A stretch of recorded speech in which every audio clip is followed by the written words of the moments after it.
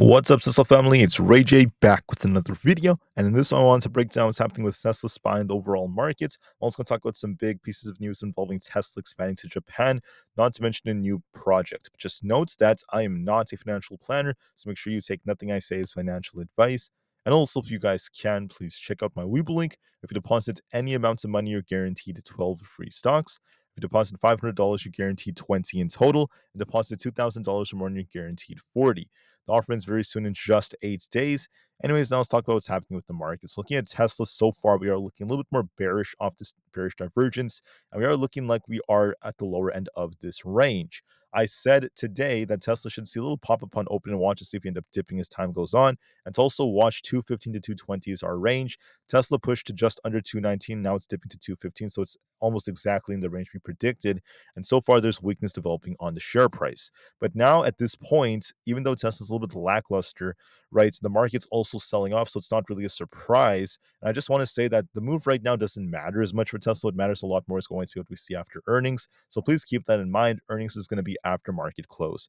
But what's going on with the news involving the markets and Tesla? Let's first talk about this news right here. Tesla's once again going to be selling home batteries in Japan through the Yamada chain. And this is some big news that's coming out from reports. Now, Tesla and Yamada have not directly kind of like commented on this, but there is reports that are suggesting that Tesla is going to be partnering with them. And this is some interesting news because Japan is a very, very big market for the home battery systems. You have to remember that there's a lot of natural disasters when it comes to monsoon season and other factors like that. So I think it's a very, very useful for the Japanese people to have these products, and I think it's a very, very massive market that could bring in millions, if not potentially even billions in revenue for Tesla. Maybe if this really does expand to the extent, so much more revenue could come in for Tesla through this. So I think this is very, very big news. So with this happening, you have to remember that once again, the operator of the chain is in about 1,000 stores nationwide. So this is going to expand different regions of Japan. And I think that's very, very great news that Tesla's once again wants to like partnering with them.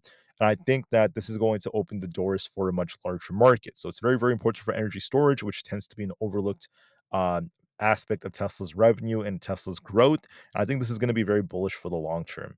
Now, there's also news coming out that Tesla is unveiling what's known as Oasis, which is a new supercharger concept with its own solar farm and megapacks. So the way this works is they're unveiling a new supercharger project known as Oasis. It's going to include 168 superchargers combined with its own solar farm and megapack battery system.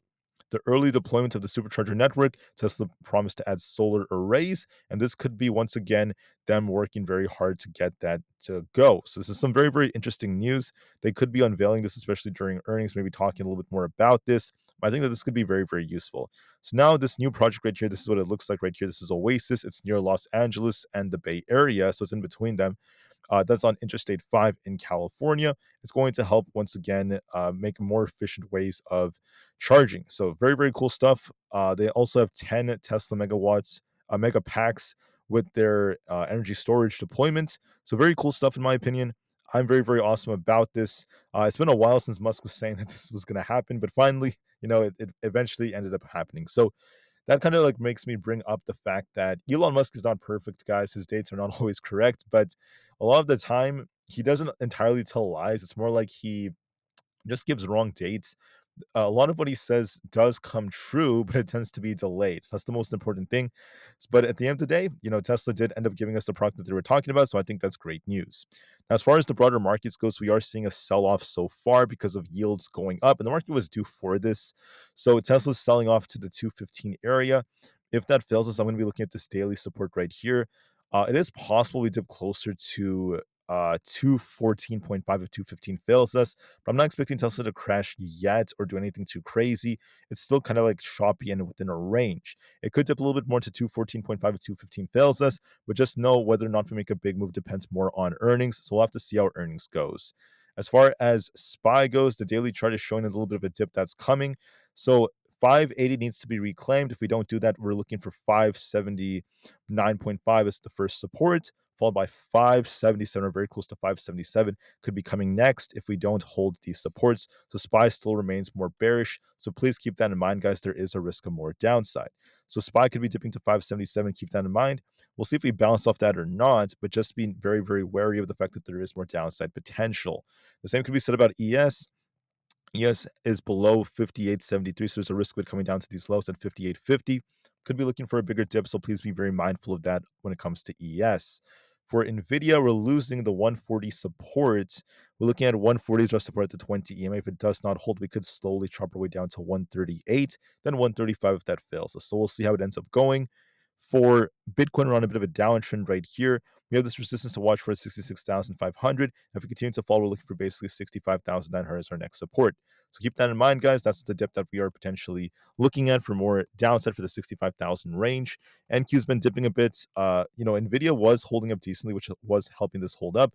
But now I'm seeing a little bit more weakness that's developing. So there's a risk of NQ potentially dipping lower. So please keep that in mind, guys. It's very important that you guys note that. For other factors out there, we also happen to have the QQQ also dipping right here. The QQQ is continuing to fall, so we're trying to see if 491 holds or not. If it does not hold, there's a risk of it coming all the way down towards the support at 488, so keep that in mind. For Apple is dipping right here. We're looking for the support down here at 232.5. If that fails us, we're looking for this dip down to 231. So look at 234 as our resistance, and we'll see how it ends up developing from there. The IWM is losing 220. We're looking for a dip back down towards, if 219 fails us, we're looking for basically 217.8 as our target. Still looks more bearish. Coinbase is looking more bearish as we're dumping. We're going to be looking at 202 as support. If that fails us, we're looking for basically 200 and eventually 196. So we'll just have to see how things develop. For Amazon's dipping right here. If we don't reclaim 187.5, we're going to likely be dipping all the way down to 185. For Meta, we're also dipping right here. We need to reclaim 580. Otherwise, we're at risk of dipping to about 572. Microsoft is also dipping right here. We hit 430 as resistance. We're going to be looking for an attempt to get back down to 426. And then Google is at 165 flat. If that fails us, we're looking at this lows here at 164.3. Then eventually the 163 range is coming next. So look for some more downside as well. So the market is looking bearish right now. So just keep that in mind, guys. The bears have a bigger edge, so we'll have to see how well the market holds. But for the time being, even though we're bearish, wait and see how we end up developing if we hold some key supports and give the market some time. With that being said, just want to say I really appreciate you guys so much for listening. Yes, Tesla's going to be dipping for now. We're looking to see if 215 holds us. If not, it's 214.5. So give Tesla the time it needs, and we'll see how things end up developing. Thank you for listening, guys. Have a great day. I'll be back for one more update. I'm going to give you guys one more warning about earnings a little bit later on. Until then, I just want to say I really appreciate you guys so much for listening. Please have an absolutely fantastic rest of your day. And I'll be back in a couple of hours to give you guys that final update of the day. All right. So thank you for listening. Don't forget, Tesla has earnings after market close. That's the next big catalyst for the company. And we'll see how things go from there. Thank you for listening and peace out.